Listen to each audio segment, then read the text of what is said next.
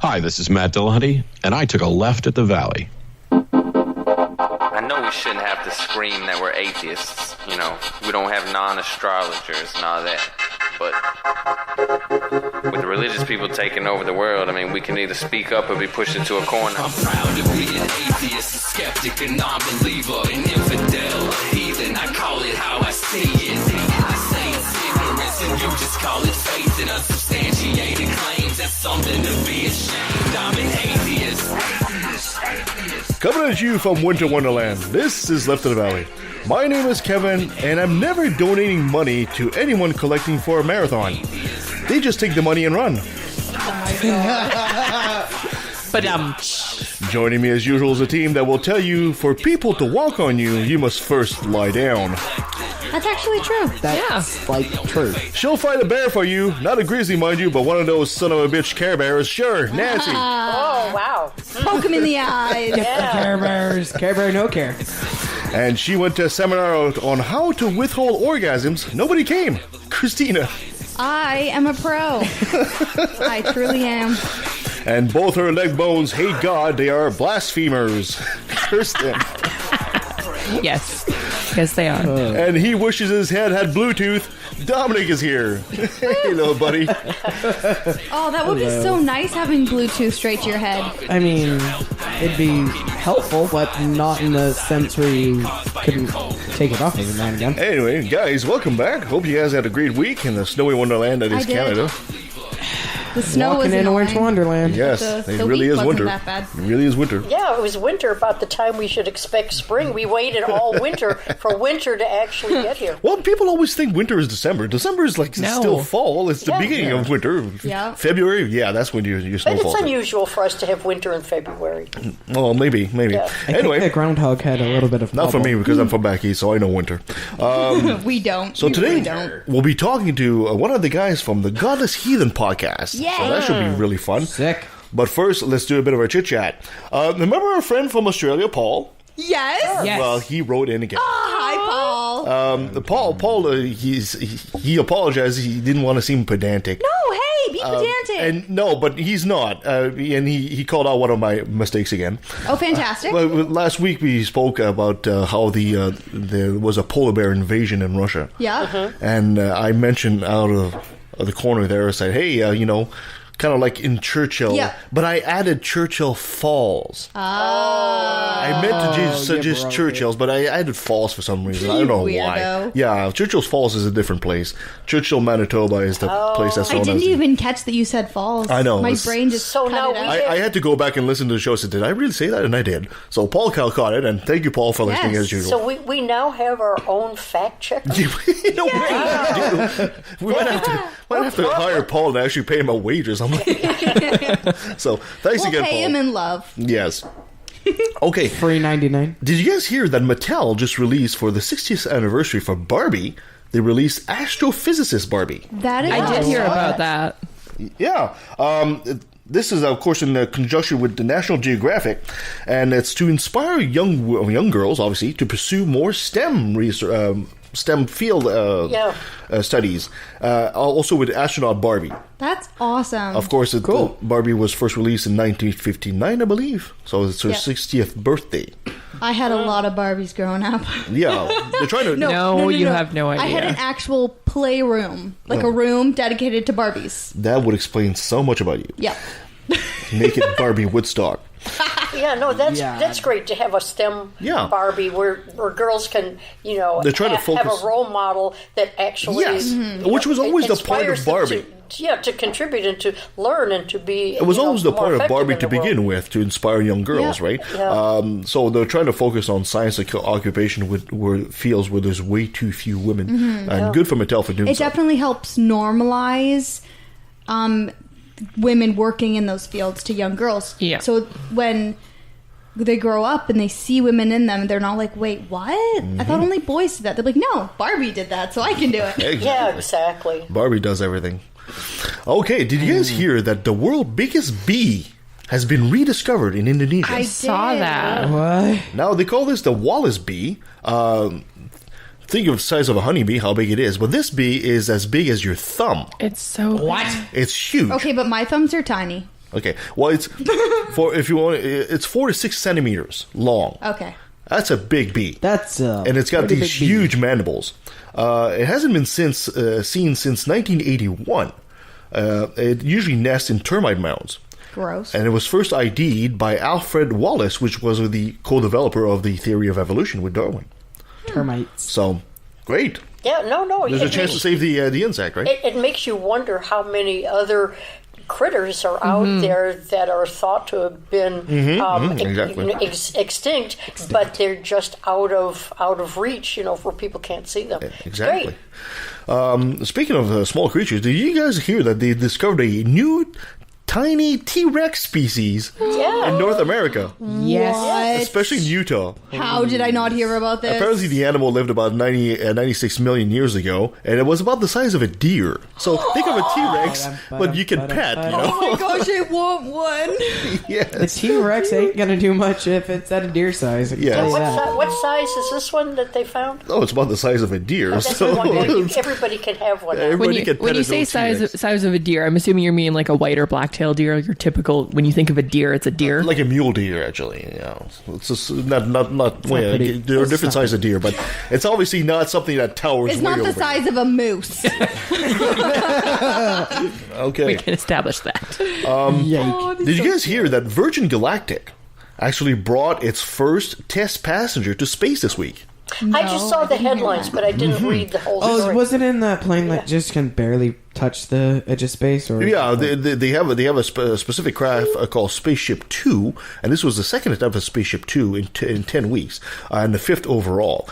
They had pilot Dave McKay, and they have pilot Mike Masucci, and Beth Moses, so it's a woman on top of that. So the spacecraft had an apogee of 89.9 kilometers, which is 57.87 miles for our American friends, and it went at 3.04 Mach speed. so Wonderful. close to the speed of light.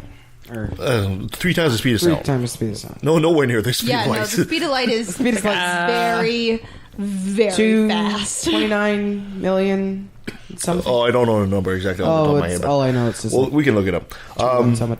Did you guys also hear that Hong Kong, when you think of Hong Kong, it's a big city, it's a world-class Yeah. city, Technically, has it's a one country. feral cow problem. I'm sorry, what? Yes. You wanna? Okay, hold up. Feral cow. Elaborate, please. A feral cow problem in Hong Kong. So is this like the outskirts of Hong Kong, or is it like everywhere? No, apparently there's over 1,100 roaming cows in the streets of Hong Kong. Hey, In the well, da- they're trying in to make in a the living populated somehow. areas? Apparently. Wow. And now the cows are getting brazen enough that now they're entering food stores and they're helping themselves to the produce section. Oh, I saw Cows are not shy creatures. No. If they see food, they will go for food. And urban development is to blame, apparently. And now the Hong Kong authorities are trying to scramble to find a solution to how to manage these cows. So that's going to be interesting to keep Did an they eye on. Back to know the where Wild they- West. I mean, were they abandoned by dairies or farms? Could have been or- cows that have escaped throughout the years. I don't know. Maybe. Banded Wow. together. And now they're feral. So you Sounds like a good wild movie. cows. That sounds like a good movie to me. Yeah, it's a good movie, all right. There you go. It's utterly unacceptable. Oh, come on with your puns. No, but they're amazing. I thoroughly appreciate them. Yeah. As someone who works in the dairy You're just going to industry. milk this joke for all. 5 points to Nancy for that one. All right. And last but not least, did you guys hear that NASA launched a Mars weather check service? So now you can check the weather on Mars. Wow. Yes. This is the InSight, which means the interior exploration using seismic investigation and geodesy and heat transport. It uses essentially a low robot that's near the equator on the Elysium Planitia. Trying to say that 5 times fast. Exactly. So right now, as we speak, and let me pull this up here, the coldest part of Mars is minus 139 degrees Fahrenheit, I'm not going. which is minus 95 Celsius for us. No, And not going. the Lovely. Usually the warmest will be about 23 Fahrenheit, which is about minus 5. That's doable. Yeah, that's a good temperature. I like that And temperature. I'm checking the weather now. Today is the 24th, so they only have up to the 20th right now because they got wait a few days and then collect totally. the info. So on February 20th, the highs was 8 Fahrenheit, which is minus 13 for us. And the low was minus 139, which of course was minus 95. And what That's is? crazy. I'm so ignorant about this. What is the? What? What is the atmosphere like? Do they have snow? Do they have weather conditions? Well, there's very little atmosphere on Mars.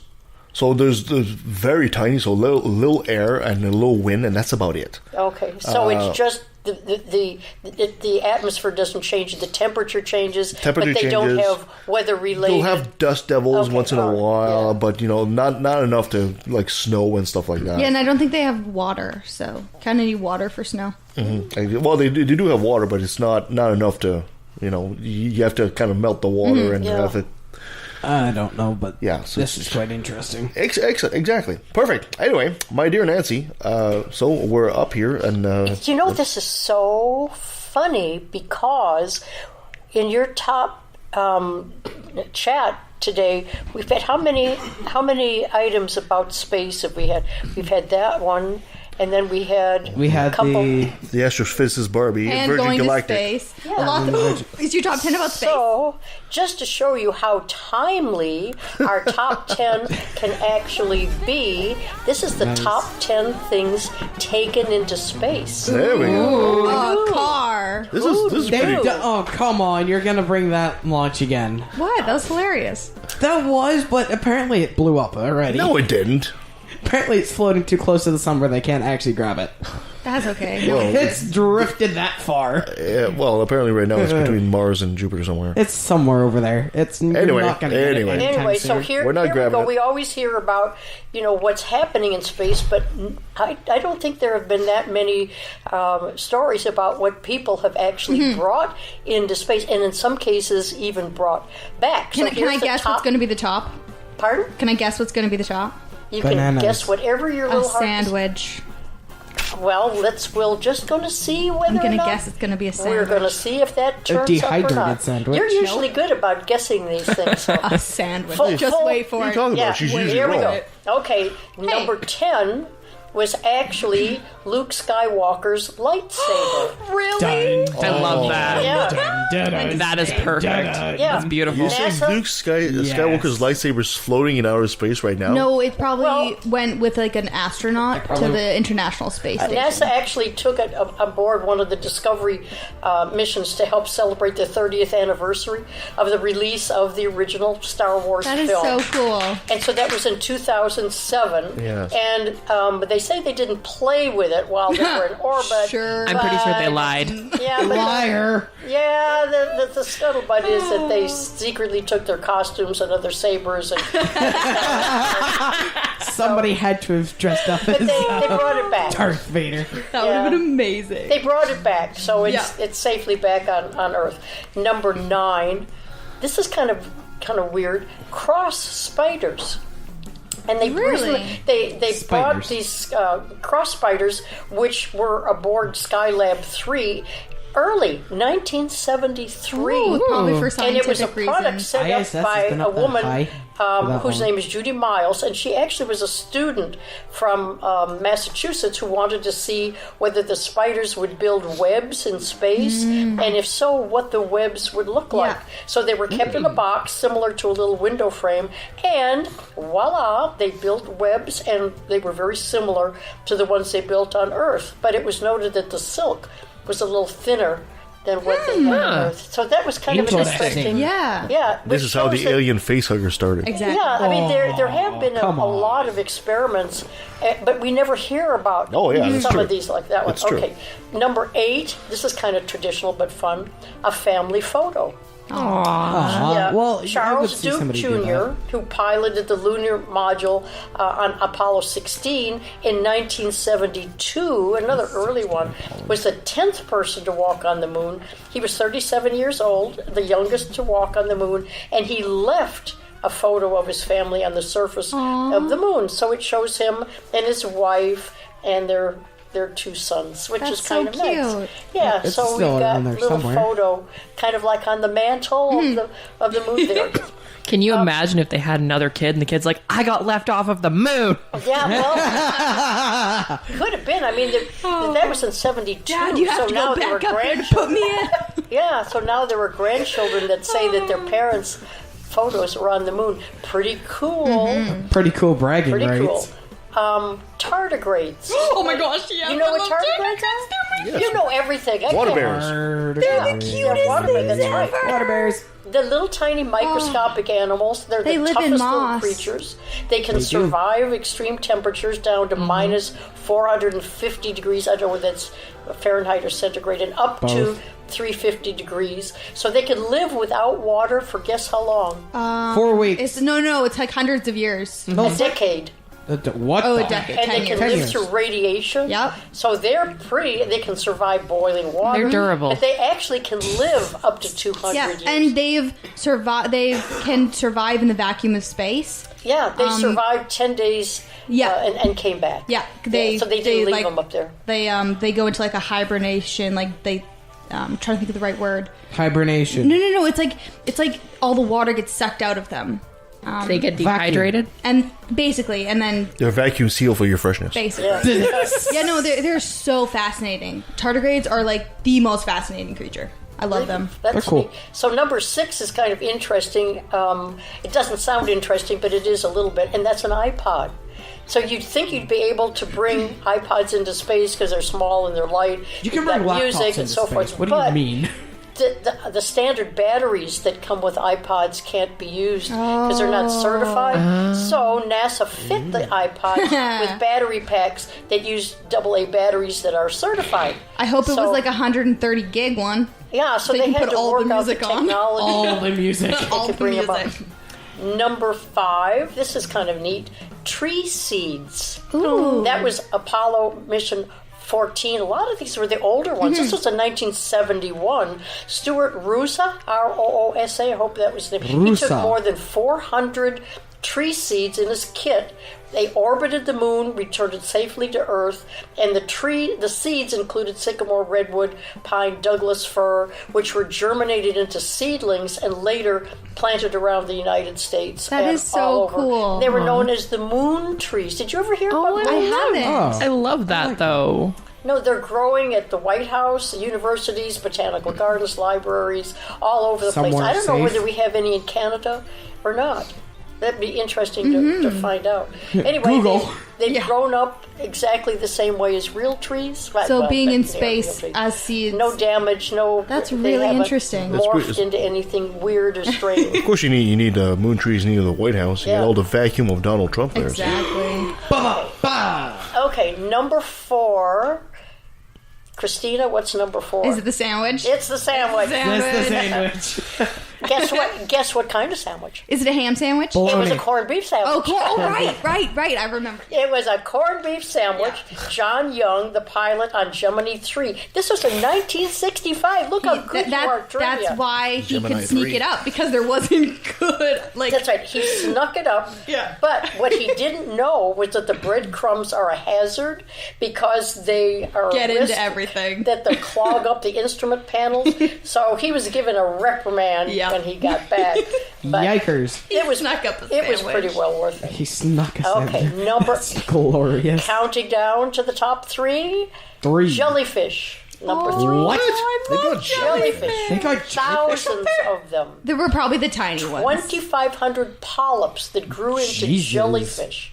It's kind of it seems like it's kind of strange, but jellyfish are similar to humans because they orient themselves according to gravity. So it turns out that they didn't really develop all that well, and the adult jellyfish had vertigo or dizziness once they were back on Vertigo. Earth. So Poor you know, things. got to be careful what kind of young.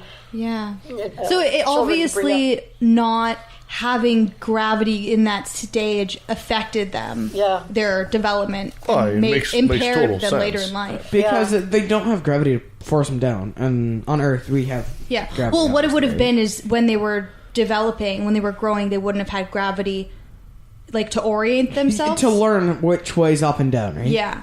So this is kind of fun. Number 2, because it brings our favorite country into the New Zealand? the mix here. Aussie. A Legonaut.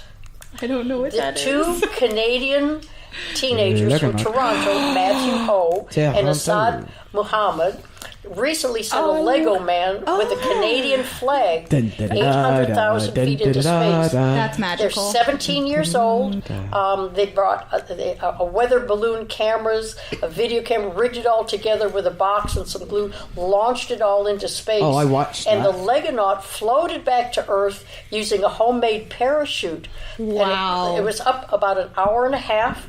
It landed about 75 miles from the launch site.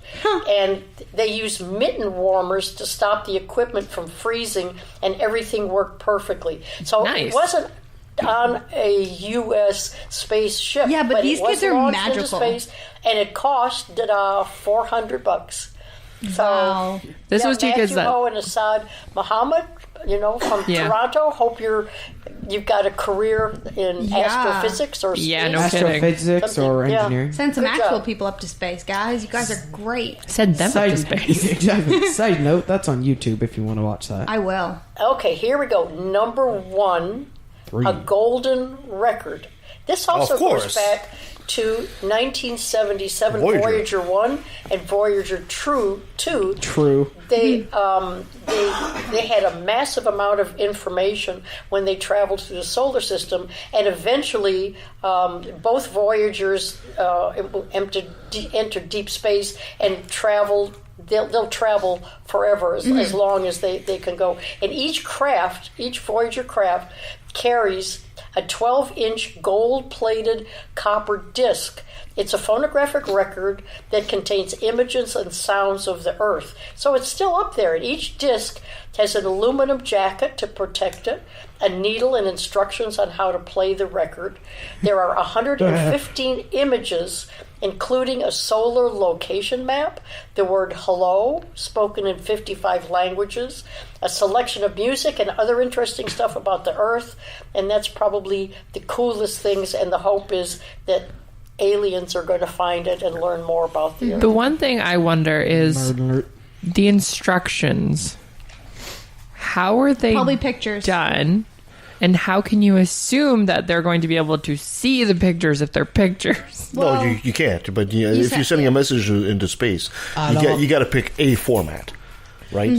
Why not all the formats, Kevin? Well, Well, because then you'd know, be sending like 1,000 discs into space. I guess the thought is that they're not going to be able to interpret it, but they will see there's got to be Something. I hate to say intelligent life on Earth, considering where we are. There's at some this sort of moment, life. But at least there'll be some sort of struggling life.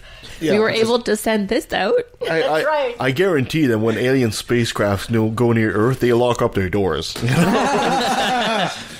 Also, we're that part of the galaxy. Yes, we're the ghetto, the Alabama of the universe. So Yes, what would any of you bring into space if you could? Me and my quirky sense of humor. What I always wanted to do is you go on the moon and you bring a for sale realty sign on the moon, and you just leave it there. Oh, I like I'd bring why. a TARDIS.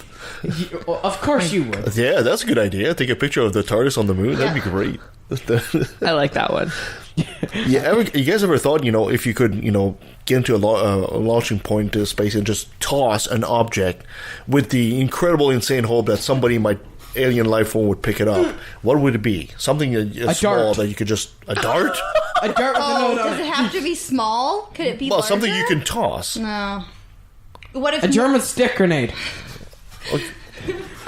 See, I would like. I would like to I personally couldn't toss it, but maybe someone else could.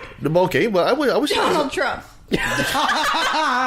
No, you're not allowed to pollute outer space. I was thinking of something like a biology book.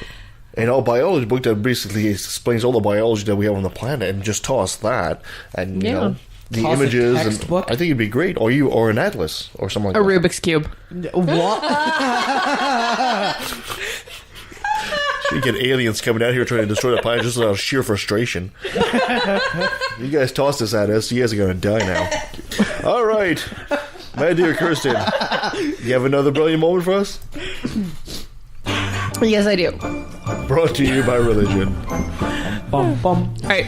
So, do you guys remember that Jesus comic book that I talked about a while back? Yeah. Well, it was canceled by DC after complaints that it was blasphemous to some Christians. But the creators want to resurrect the project with a new publisher. That's good. The Second Coming series from DC imprint Vertigo was due to launch on March 6th. Written by Mark Russell and illustrated by Richard Pace, its story followed Jesus' return to Earth, shocked to discover what has become of his gospel, and he teams up with Sunman, who is more widely worshipped than him. Sunman. But the comics publisher has now told retailers that the series has been canceled. The decision follows a 200,000 signature petition from anti-abortion, anti-LGBT, conservative campaign site Citizen Go, calling on DC to pull the comic. Would DC Comics publish similar content about other religious leaders, such as Muhammad or Buddha? Didn't said they the do petition. something about Buddha? The content is inappropriate and blasphemous. Didn't they do something 200,000 about Muhammad Ali as signatures? No, well? I don't. Yeah. Oh, you know the funny thing is, I will bet $200,000. I'll bet $200,000 that none of these petitioners actually buy comic books anyway. Of course not. So Why wouldn't they? They don't. So Why what would are they they? going to boycott there? You know, something they don't already buy already? the thing is, they Exactly. don't want other people to have. Yeah, comics. that's the Christian way. Oh, I yeah. know. So, I don't know. I question that number 200,000, but yeah. it's okay. Well, no, there's that many Christians. So- Yeah.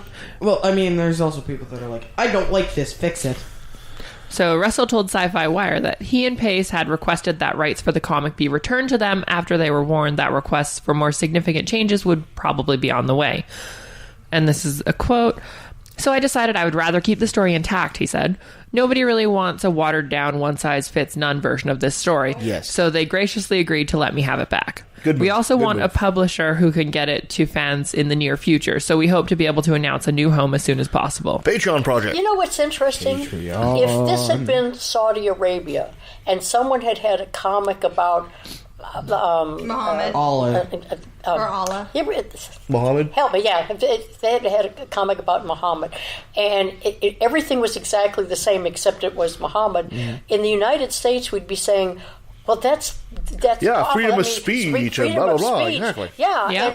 but because it's here, it's sort of accepted. But if it was totally reversed with another religion and another country, it would be freedom of speech, and those poor people, You're absolutely right. don't have the freedom to express any criticism of their religion. No, you're absolutely That's what I was thinking as she was going through it. Oh, yeah. That's what I've always said. You know, especially the Abrahamic religion, they're dominionists by default, right? So it's, they espouse freedom for everybody else but them. You know, when it comes to freedom of your religion, no, that can't happen. Yeah. So, all right. So, but they don't hold any ill will against DC for this one. DC was really nice, and they're like, yeah, basically you can have the rights back to that. You can't really blame DC. I mean, No. they're in a precarious position there. Oh, yeah. Did they really anger the public? You never know. They might start boycotting Batman movies now. Whoa. Why take Batman? Batman versus Jesus. There we go. Oh my gosh, Love it. Batman would win though. But would he? Yes, it's Batman. Of course he'd win. Wasn't that Yeah. that stupid show they had, Robot Chicken? Oh my god. where Jesus goes with the Argonauts and he gets killed, but he resurrects every. He gets smashed and he resurrects right away. Gets smashed and resurrects right away. Can do the I'm same thing with surprised Batman. that show is still running. Anyway, All right. Moving on, during an interview on the Wall Builders live radio show, and I love the name there, Wall Builders Wall live. Builders? Wall Builders. Live. wow. Bob the Mark Builder. Wall Builders Live. We get in your way.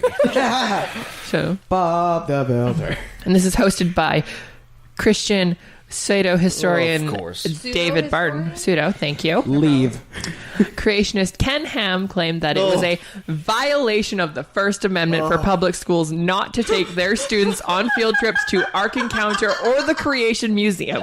Leave. Leave. Right now, just leave. A violation of their first right, their First Amendment. Why? Oh my god. He's So stupid. that Ark Encounter is having huge problems. Huge monetary problems. Just Because it's stupid. leave. It is stupid. Whoever said that, just leave. Just go by. Get Go away. him. Okay. He's So- just desperate. God. He's just He is desperate at this point. This is what he's got to say about this. These people, atheists, are so scared that these students would actually hear some different thinking that they threaten them this way. So the way I responded was to offer any public school that brings students on a field trip to the Creation Museum now to do it in accord with the Constitution. And that is this. That they are to do it as an educational trip, a field trip to learn about other perspectives about science and history outside the context of the classroom. The Ark is neither science nor history. Yeah, but if you come to the Ark, you leave with a velociraptor.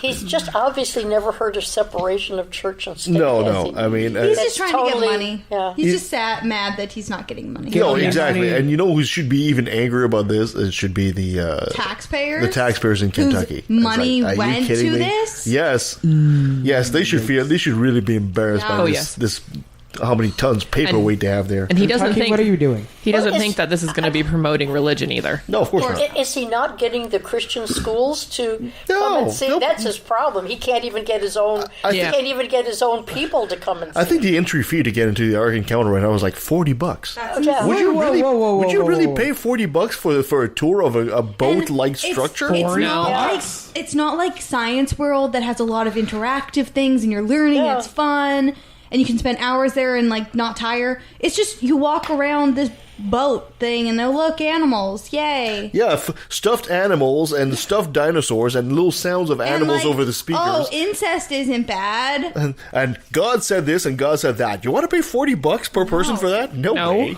I mean, No I'd way. rather go pay $40 to go see some like history thing, Exactly. Lots of a luck. war museum or something. Yeah, well, that's Ken Ham for you, right? So, Oh yeah. oh God. Jesus, I'm sorry. are you good? No, I'm never good. I'm sorry. All right. I'm scaring myself. Okay. Okay, was that it? Yep. Okay, we're good. Perfect. We're good. So let's take a break, and when we come back, we'll be with one of the guys. I'm not telling you which one. It's a From mystery. the Godless Heathens. Dun dun dun. What you don't know is they actually did rock, paper, scissors, and the one who lost ended up on the show. So stay with us. We'll be right back. Hi, I'm God, and I just wanted to make sure to tell you not to listen to Unapologetics on Stitcher and SoundCloud. That's Unapologetics with an X at the end. But, yeah, definitely do not listen to the show.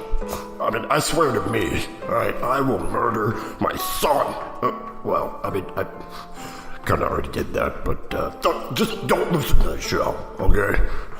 Hey, Lucy. Can you not call me that, okay? We already went over what my name is, okay? It's Lucifer. Alright, look, Luce. You want to come with me? I'm gonna go fuck with this guy, Joe. No, don't do that, okay? Can you just leave him alone? Yeah, I'm gonna kill his family. No, don't do that. I'm gonna give him sores all over his body. Don't do that. That's disgusting. I'm gonna kill all of his livestock. You know. Stop saying things. Just stop. I'm gonna blame the whole thing on you. Alright, let's go, bud. Remember, don't listen to Unapologetics on Stitcher and SoundCloud. Hey, definitely listen to that show. It's awesome. It's really cool. He's really a dick. I heard that. If your skepticism is socially conscious and doesn't take itself too seriously, you might like Life, the Universe, and Everything Else.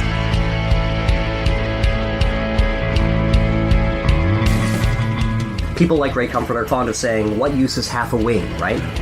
Have you ever seen a fucking penguin? Life, the Universe, and Everything Else. Available on iTunes, Stitcher, Google Play, and pretty much anywhere else. I don't know, Zune? Is that still a thing?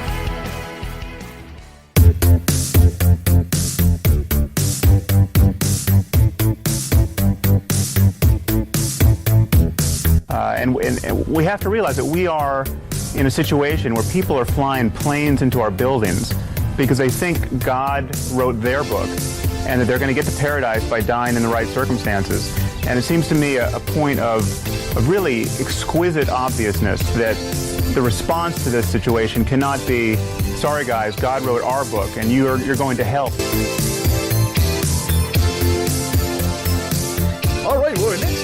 lost at rock, paper, scissors, and that's how he ended up on our show. His name is Don Quinn. He is one of the Godless Heathen podcasters. He's a snappy dresser and a snazzy dancer. Don, thank you so much for joining us at Left in the Valley, and my condolences. Oh, thank you for having me on. Yeah, we had a little Rochambeau contest, and I came in last. They'll all be envious when it's over. Don't you worry. Yes. No problem. Jerry, Jerry had to go out of town. Jeff actually had somebody coming into town, so yeah, I was the only one that was available. But yeah, I'm glad to be here. Glad you're willing to have us on the show. You can send us your psychotherapy bill at leftandvalley@outlook.com.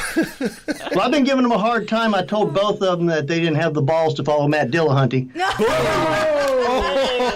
So I'm here, No, he is a hard act to follow, but we're confident you can do it. Don, maybe we have a lot of listeners across Canada and a lot of places around the world. They might not be familiar with your show. Maybe you'd be so kind to give us a quick bio about yourself and the Godless Heathens. Sure. My name is Don Queen. We're all three of us. We're from exurban Atlanta, suburban Atlanta. We're about 30 minutes outside of Atlanta towards Chattanooga. And our show is basically, the two taglines are, it's a show, an atheist podcast that's about a lot of things other than just atheism. And we have a tendency to fall down a lot of rabbit holes on our discussions. But we try and take on some of the church and state separation type issues that are going on in this lovely political climate that we find ourselves in the 50. But and especially here in the South and in Georgia with some of the recent election cycle news that we were big in. Yeah, fair enough. So what was the genesis of Godless Heathens? How did that all start? It all started, we had a local group, and Jeff started that group a few years ago. I joined the group about a year or so after it came about. And my whole kind of journey into the atheism, activism and the atheist community, my wife told me one day, she said, I think I'm going to start going to church. And my response was, kickoff's at 1. Whenever you get home, I'll see you. And it was about a week later, I saw an article about Sunday Assembly and read it and showed it to her. And because I asked her, I said, well, why are you thinking of going to church? And it was all, had nothing to do with religion. It was all fellowship, people, friendship, camaraderie, belonging to, that kind of stuff. And I was like, well, you can join a bowling league or a sewing circle, or there's a lot of things that will fulfill, that other than, a church. And we went to Sunday Assembly for probably about 6 months, and honestly, the drive was just too much. And we've ended up finding Jeff's local group and been in with them ever since. And I think the whole idea behind the podcast derived at one of our book club discussions. We started kicking around the idea of doing a podcast, because some of the discussions that we would have at the book club, somebody made mention that this would make a good podcast, some of these discussions that we had. And we came up with a couple of names that turned to find out were already taken or had been taken and dropped and never really went anywhere with it. Like one of them, the first one we had was Pod Damn It. I like it. Yeah. We kind of played with that for a while. Oh my effing pod. For the love of pod, that kind of stuff. Imaginary Friends. I think somebody had already used that one as well. And one day I was like, fuck it, let's just be the Godless Heathens. I Googled that and was surprised that nobody. I think somebody had did one back in like 11 or 12 as like a YouTube channel and did like maybe a handful of videos and it died, and nobody had done anything with it with that moniker since. So I was like surprised that it was available. And our Twitter handle is Godless Podcast. I was shocked, that was still available after. I mean, because we just got started a year and a half ago. Mm-hmm. So you guys are relatively new. You get that new podcast mail. Exactly. Yeah, it was funny. We put out our first episode, and every day is a thing. If you Google a date, it's like International Spaghetti Day or whatever. Every day is a thing. And the day that our first episode went out was both National Secular Day or National Humanist Day. It was something along those lines. And it was International Podcast Day. Oh, my gosh. And I was like, perfect. That day. We couldn't have planned it, you know. We claimed we did, but we couldn't have planned it any better.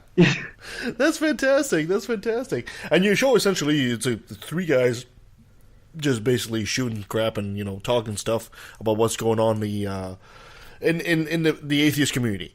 And well, it's more the we will look at stuff in the news. We talk about different things going on in the different news cycles, but from a secular perspective, and we try to talk about topics that have a church-state separation kind of an angle to them, encroachment of religion into everyday lives, that kind of things.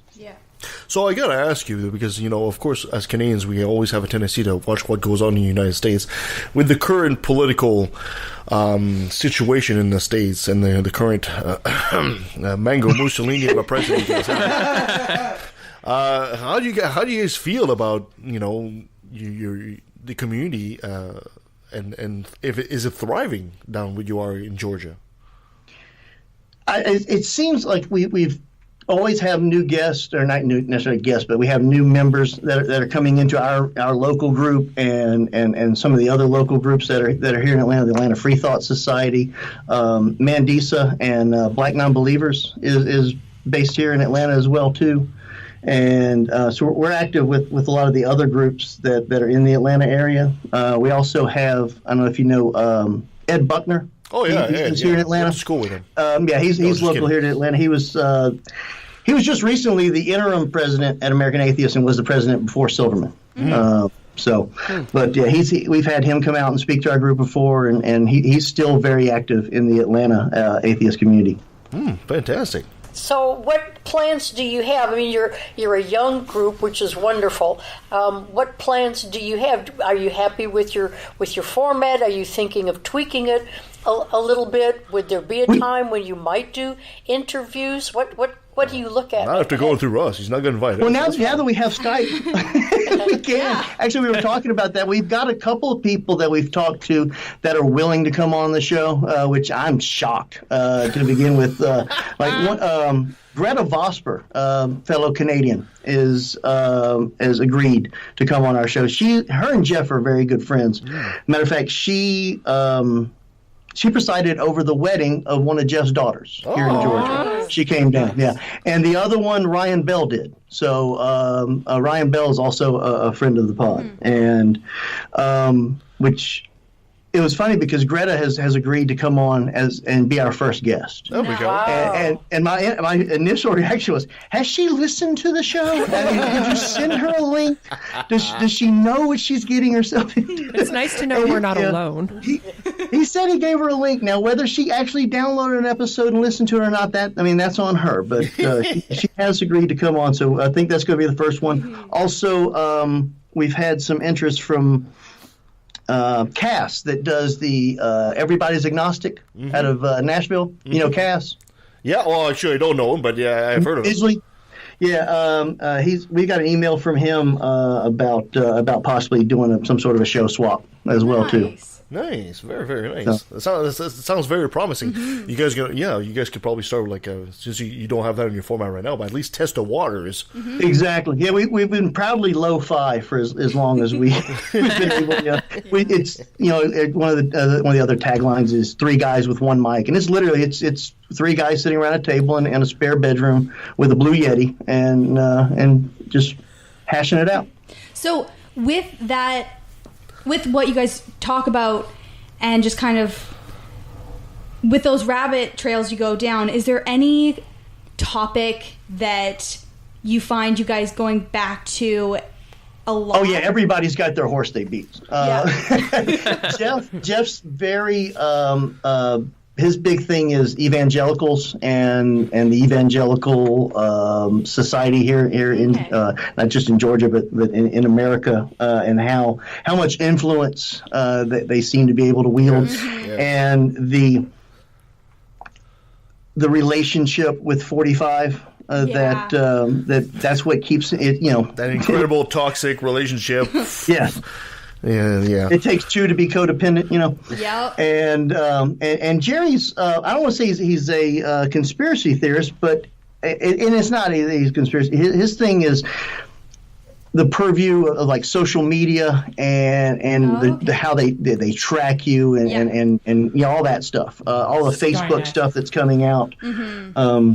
I heard, matter of fact, I heard a really good line that I need to look up and send it to Jerry. It was on the latest Bill Maher show. It talked about Zuckerberg and Putin being two blades on the same pair of scissors, cutting up our democracy. Was the paraphrase of it. I had, like I said, whoever said it much better than I just did. But I need to look that one and send it to him. That's right up his alley. Mm-hmm. And my thing is I've always. I never really was religious, so it wasn't like a deconversion for me. I never truly ever can remember believing. Mm-hmm. But the whole idea of religion has fascinated the shit out of me. Can you cuss on your show? I'm sorry. No, you can't fucking swear. Okay.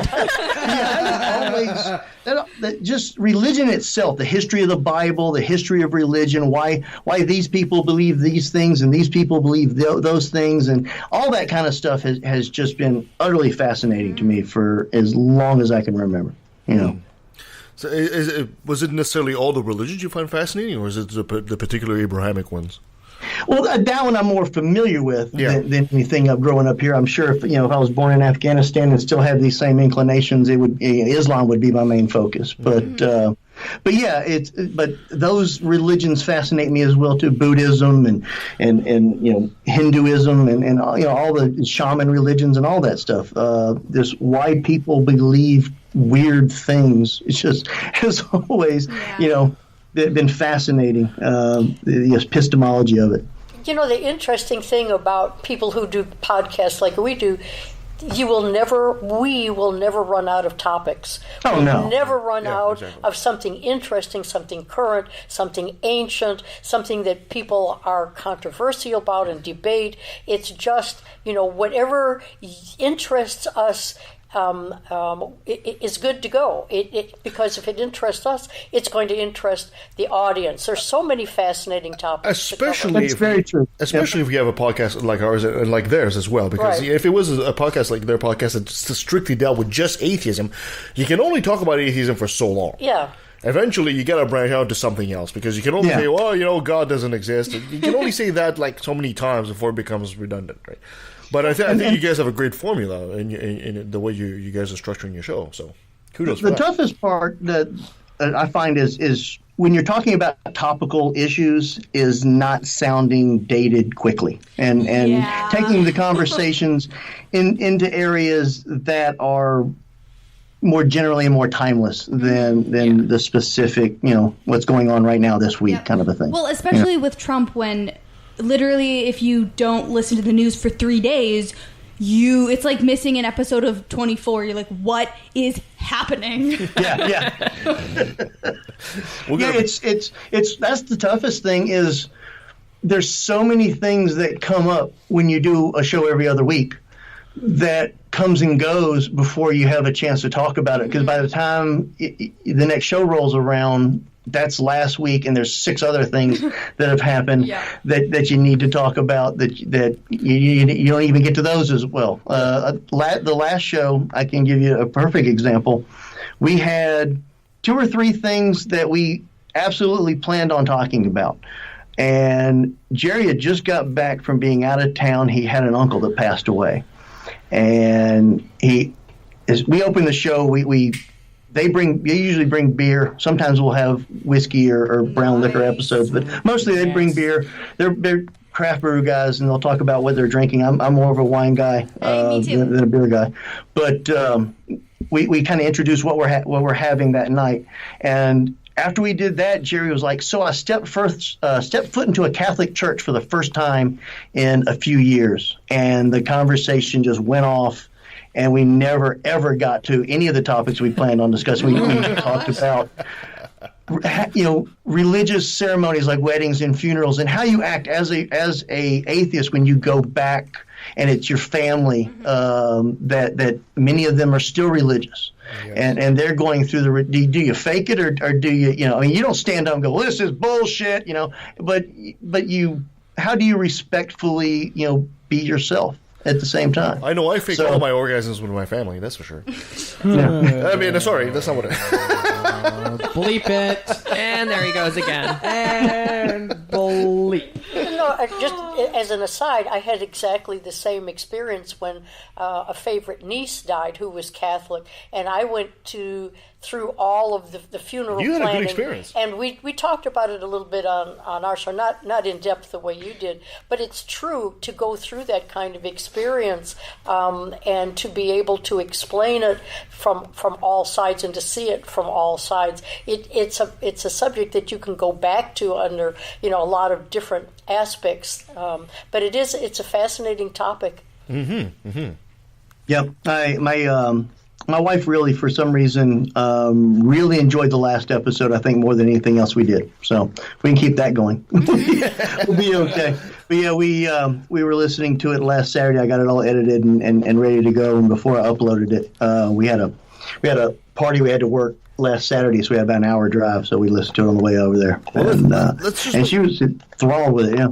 Let's just make a pact right now. If we ever go on your show, you guys got to open up some Canadian Crown Royal whiskey, right? Okay, that's actually my dad's favorite. There we go. It has to be that, right? Oh yeah, but we did have when Manafort was taken down. We brought in 8 brown whiskeys, and we did one sip for each one of his 8 counts, and had rye and blended and a bunch of other stuff, and just kind of had a little sampling session. No, Doug, talked about that. Be honest. It wasn't one sip, was it? It was more like one shot, right? Well, I did find out I don't like rye on that episode. Okay. If all of us liberals played the drinking game with what was going on with the Trump administration, would all die. There would not be a sober liberal in the whole United States. Absolutely. No, you're absolutely correct. Yeah. So what? Tell me something. What's going on in the pipeline for Godless Heathens? There, where are you guys taking the show at this point? I mean, you guys have been you've tested the waters. You've been doing this for a year, a bit more. So where do you guys plan on? You said you might expand into interviews. Besides that, where's Godless Heathens going? Well, I tell you one place we are going to be going, and y'all mentioned it on the episode with Zach a couple weekends ago. I'm going to NanoCon, so I'm looking forward to seeing a lot of people there in the next about a month. But with the show, like I said, we're exploring the idea of doing, and that's the thing. I don't know if I want to necessarily do interviews or have guests on the show. And there's a big difference between those two, because some shows are interview shows and they bring people on and you can do that. You have somebody that just put a book out or they just put a new whatever out, and you can have them on where, they're doing kind of like the podcast circuit. But our show is more of a conversational show, and I like the idea of, instead of having somebody on and the three of us just ask him the same question he's already answered 3 times this week, just have somebody come on and join the conversation, so to speak. That sounds like it would be really fun to listen to. Are there any topics, are there topics your book, are there topics your blog, is there topics your video, touches on, that we could expand the conversation and deep dive into that a little bit more, Yeah, and because that was one of we were talking about that, and Jerry asked, "Well, if so and so comes on the show, what are we going to do?" And I'm like, "He's coming on our show. We're not going on their show. He's coming on our show. So we decide, what we're going to do, and we can do that if we want. Just have, 3 topics, and they can bring a topic if they want or whatever, and just kind of have a regular show with an additional voice, so to speak." That sounds like a really a way to keep true to your guys' brand, almost like in how you're doing your show. Yeah, exactly. But expanding it, that sounds like it'll be really interesting to listen to. And sometimes some of the best podcasting is stuff that you ad-lib anyway. Right? Exactly. If you get too much preparation, too much scripting, we all know that's where I live. We don't do a lot of scripting. We have the intro and the outro. You want to get the email correct. You want to get the Twitter handle correct and all that kind of stuff. And for the body of the show, usually it's just a couple of words about a topic, just kind of remember we want to talk about this, remember we want to talk about that, and figure out some way to segue, from A to B and get there, Yeah. So it's interesting because you preempted one of my questions I wanted to ask you about your if you actually came out of the faith, and you said you didn't. So you've been observing essentially atheism for quite some time. Would you say there have been some, take for an arbitrary time here, the past decade or so, would you say there's been changes in atheism in the United States or in Georgia in that aspect of time? To be honest, I haven't been that active in the community for too long. I've always been a non-believer. I remember having these kind of discussions and not necessarily arguments, but more discussions with roommates for as far back as like the 90s about religion and that kind of stuff, and pointing out that at the time that this called Savior apparently was nailed to a cross, there were people that were walking down the street that truly believed that the Son was a God who got in his chariot and rode across the sky, and they were perfectly sane people. They just believed crazy shit, and but. Like I said, the whole idea of religion has always been fascinating to me, and even though I wasn't ever really religious, I did go to church growing up. I went to a Catholic church for a long time. Oh. In high school, I dated a girl that was Baptist, and I went to a Baptist church for a couple of years, and that was really eye-opening. It was. Even when I was in going to Catholic church growing up, going through baptism, went through confirmation, but never, ever believed that any of it was real. Never understood why I had to go into the room and tell the guy behind the shade all the bad things I did. I used to have my own little loophole for a confession. Mm-hmm. I would tell the priest that I lied, and then I would lie to him. And I figured that somehow got me out of lying to the priest because I confessed that I was lying. That'd be such a great thing. We do that with a buddy. Which one can come up with the craziest story to tell the priest? And it just goes up a notch every time. Oh boy! Yeah, space aliens came, and I was raped by them.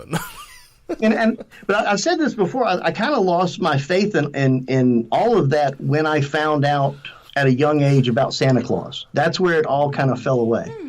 And because it was Santa Claus, and it was a Tooth Fairy, and it was the Easter Bunny, and it was Jesus, and it was God. Wait, what do you mean those two don't? Aren't these just more things I've never seen that I'm told about that somehow I need to be a good boy for? And I just kind of lumped all that together, and I kept waiting. It was like I kept waiting for the other shoe to drop. Maybe after a couple of years, they tell you that Jesus isn't real, And it was really until I went to a Baptist church for the first time that I thought to myself, holy shit, these people really believe this stuff. I always just expected all the other Catholics that I was going to Catholic church with were just in on the, on the ruse. Mm-hmm. But it was until I dated that girl in high school that they were saying grace at their house before the family I grew up in wasn't very religious, obviously. Religion was something that Mom did. Mom took us to church. Dad didn't go to church, which I think that may have been the crack in the door to open everything up, because I remember asking, well, how come Dad doesn't have to go? And, he said he got enough when he was a child. Well, at what point do I have enough that I don't have to go anymore? What's that point? What am I working towards, And the car with a shut up and get in the car. The thing. So it's been a kind of a weird journey with me in religion. Like I said, I've attended a lot of church, but never never really believed what they were selling. Just kind of get along and go along. Do you? I don't know. I was raised Catholic, and I had a similar experience to you. I never really understood, and I hated church. But it was one point where I realized in my early teens, and I was looking at the people around me, and it all seemed so robotic and monotone and fake. And that's when I realized the hypocrisy of it. And I thought to myself, none of these people truly believe this. Because there was no passion behind their singing. There was no, joie de vivre. It was so solemn. Yes. The whole thing is just solemn, yeah. It was not even solemn. Exactly it was like routine. Yeah. It was like routine. It was like boring. It was like, this is when I realized these people can't possibly believe this. They say it. They say they believe it, but deep down inside, I don't think they actually do. And it sounds like you had a similar experience. How old are you, Kevin? I'm 44. Okay, I'm about 8 years older than you, so you were probably a little too young to remember hippie church.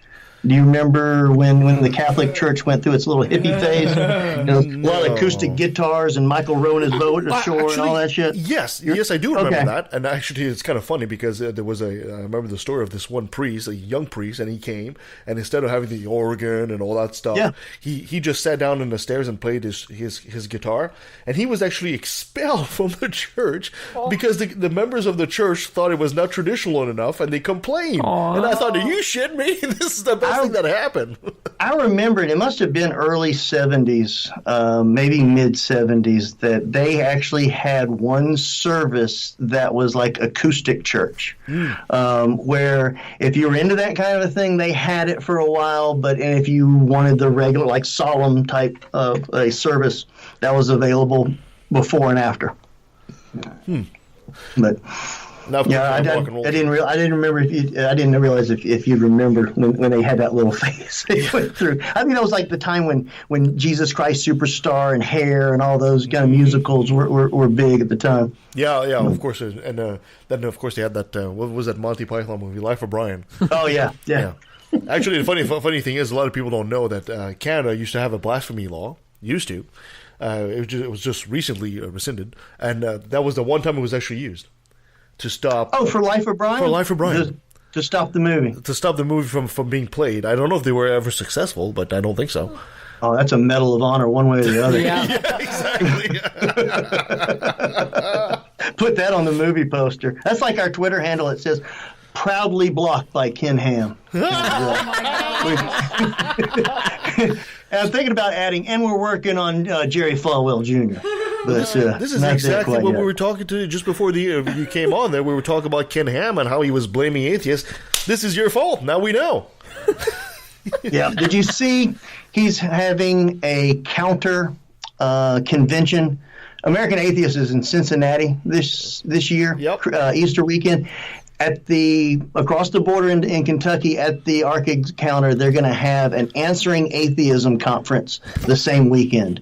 Banana Man, Comfort is going to be there, and Ken Ham are having their Counter Atheist conference the same weekend. And I mean, it's like 2 for 1. We're kicking around the idea of possibly attending. Yes, you should. I was just going to say, what a choice! You have to take in both rather than just go to one.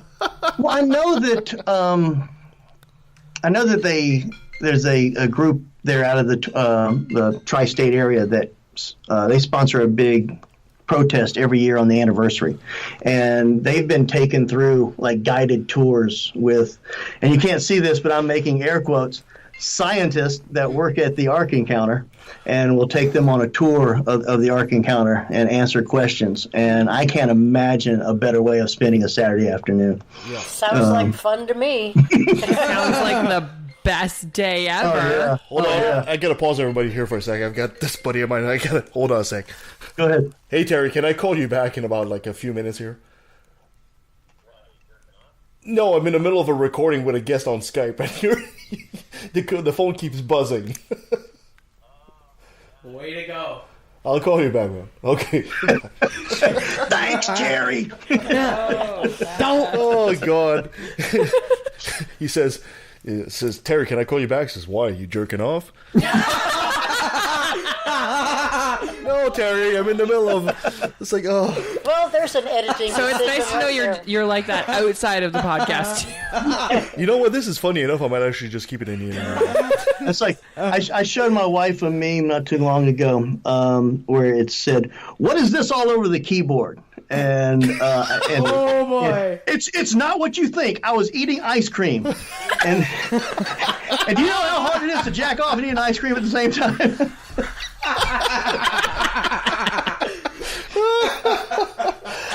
Okay. The comments of Don Queen are not necessarily those of Left of the Valley subsidiaries, employees, etc. Oh, Don, thank you so much for coming on the show to explain He all this. survived. He survived. Oh, thanks for having me. I enjoyed it. But the mic is all yours, my friend. Be shameless. Plug yourself. Plug your show. If people want to find out more about the Godless Heathens, where can they reach you? We're at Godless Heathens at Yahoo. Godless Heathens at yahoo.com. That's our email. And you can find us at Godless Podcast on the Twitter. And we're on every podcatcher app. And if you just Google Godless Heathens Podcast, we're the first thing to come up in Google. And did you want me to do a promo? Sure, if you want to. Go ahead. All right. This is Don Queen from the Godless Heathens Podcast, and I took a left at the Valley. Wow, didn't even have to Whoa. walk him through. You're with it. You sir were Fantastic. prepared for that. There we go. And that was Dawn from the Godless Heathens. Yeah, Great guy. Yeah, we need to send him the badge. I survived left at the Valley. I survived Left of the Valley, and all I got was this lousy T-shirt. There you go. Yes. And we have T-shirts. There's a We T-shirt. have T-shirts. Yeah, we got to do that one. We need some merch going here, guys. Yes, we Yeah. Hey, gee, come on. This is all coming out of my pocket. It's an easy thing for you guys to say. We're not the ones that brought it up. So I recommend you guys listen to them, the Godless Heathen podcast. Oh, he was a lot of fun. They're great Yeah, guys. that's great. They're great guys. They're doing a great show, and Yeah. they're doing. We'll certainly keep an eye on them because they're going places. So keep an eye out. All right. Thank you so much for joining us on the show today, guys. And thank you to Don for being with us, and thank you for listening. You can follow us at leftadvalley.com. You can follow us at Facebook, on Twitter, at LEDV Podcasts. Send us an email at leftadvalley@outlook.com. We got our 5-year anniversary coming up. Send us some questions. You want us to answer some questions about, what proficient martial art does Nancy do and stuff like that? We'll answer those questions for the 5-year anniversary. And send your complaint to Nancy on the 3rd floor, but duck the incoming knife. All right, coming up. Next week, we'll have the Skeptical Texans. Oh. Which are these guys that go from church to church explaining what is an atheist. So that'll be interesting. One of my favorite states. And the week after that, we'll be talking to Steve DeMarco with Atheist News. So that's going to be interesting. The week after that, we'll be talking to the guys from the Utah Outcast. We'll be talking about Mormonism. And now on the 23rd, we have our anniversary show. And then for the 6th year of LATV, we start strong with Richard Carrier. So that's going to be fun. And then in April, we'll be talking to Professor Joel Bakken about what kind of person are corporations. I'm so excited for this. And of course, also in April, we'll also be talking to Dr. Matthew Hussinger, and we'll talk about conspiracies. Ooh. So we got lots of great stuff coming up. Yeah, absolutely. Great stuff. Perfect. Anything else I need to add to this before we close it off for another week? No. No? We're all good? No snippy comment? No nothing? Did you want me to? Well, I'm so used to it by now. I'm just surprised there isn't. Keep people on their toes. All the excitement is towards the new vehicle. I know. Oh, yeah, okay, here we go. When your vehicle tells you to All right, so it was a great time, get the oil guys. change. Yes, take care of your vehicle. Thank you so much, guys. Until next time. Oh, yeah. I'm proud to be an atheist, a skeptic, a non-believer, an infidel, a heathen. I call it how I see it. So you guys are in Georgia like on purpose? I've been here most of my life. They both from the north. Jerry's from Michigan. He moved down for a job at CNN That's here in even Atlanta. worse. My God, they moved to Georgia? Yes. Oh, I don't know. What's up, you peaches? But yeah, well, I live. We live in different districts. I'm in Loudermilk, in his district. I forget who it is. Yeah, That's what who it's like their guy Silent Hill. is. Silent Hill, and then you get louder milk. He loves money too much. We know that they love the kids, but how the fuck can we protect them while they planning to molest them? We teaching them to respect them. Fuck that. The system is broke down, working backwards, and the only action or tactic I plan to practice now is to attack them. The parties of God's hands are bloodstained, millions of murders by believers, and they're all in God's name. And let me take a sec, don't mean to sound so hateful, but I swear to God, unintended, I find it disgraceful that many atheists are told to be quiet. You're not alone, speak your mind, time to let it be known. I'm proud to be an atheist, a skeptic, a non-believer, an infidel, a heathen, I call it how I see it. I say it's ignorance and you just call it faith and unsubstantiated claims. That's something to be ashamed. I'm an atheist.